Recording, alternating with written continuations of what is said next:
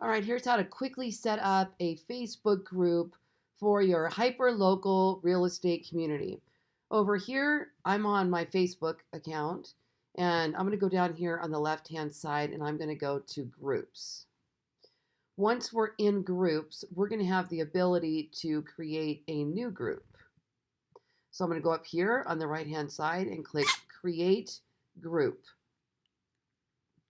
Next, we're going to name our group. Be cautious about how you name a hyperlocal community. If there's any territorial trademark rights to my cat is sneezing. If there's any rights for the community itself, they could actually take your business page away if you name it something that somebody has any kind of ownerships or rights to. So I like to add the word like locals or living in, like mine, living in Summerlin. I don't really want to call it the community name that somebody might have rights to. So be aware of that, okay? You can call it neighbors or things like that, but don't call it an association name or anything you might lose your page to, because Facebook will award that business page to the person that would be more inclined to be or more proven to be the proprietary owner of that name, okay? Here you can add some people, and you can also do this after the fact.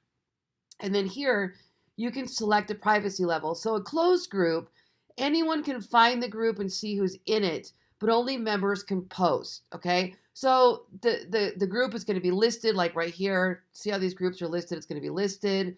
They're going to be able to access the members, but they're not going to be able to see the actual post. Now, if you drop down here, you can make it a public group. And if it's public, everybody can see everything. So that has to be a personal choice.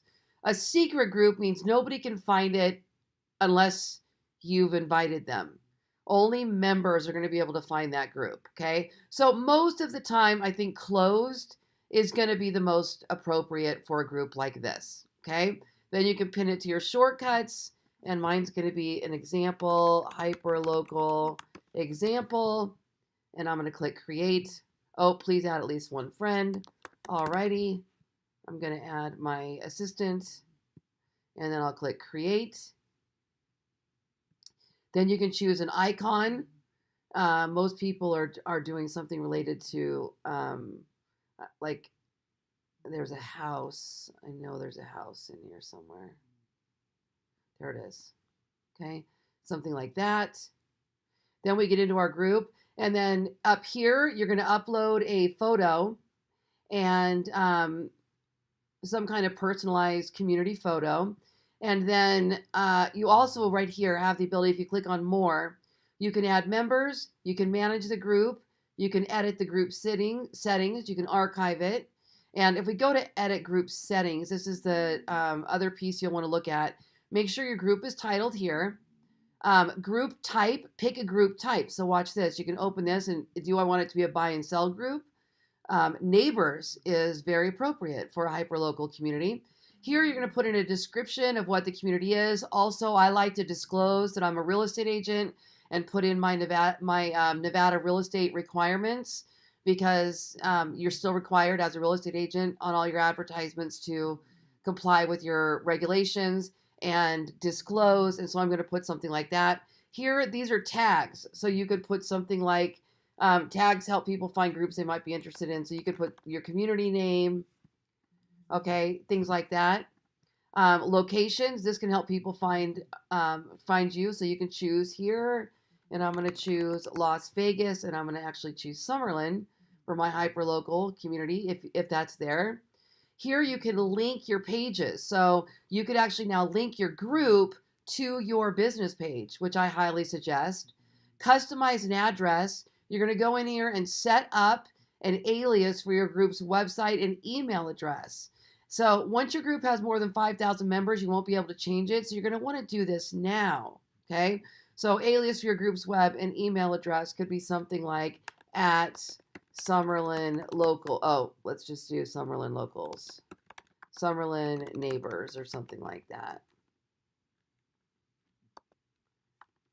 Okay? Something like that. And then who do you want to approve members? Anyone in the group. I always change this to only admins and moderators, because I don't want everybody being able to join the group. It's a local group. I'm going to check who's coming in. So that's up to you. And then automatic membership approval. So you can automatically approve people in your groups that are already in your other groups. Again, generally for hyperlocal, that's probably not recommended.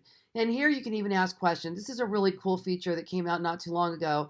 And if somebody actually requests to join, you could say, what neighborhood are you in? Or how long have you lived in Summerlin? Are you a homeowner in Summerlin or something like that? And whatever you want to qualify their verification into your group. I love that new feature. I think it's great. And then posting permission, who can post, anyone in the group or only admins. I always leave this one to anyone in the group. And then if you want to moderate every post that comes in, you can do that. I don't. I let mine go. And if I see spam in there, I get rid of it. So those are your settings for setting up a Facebook group for a hyperlocal community page for your real estate business.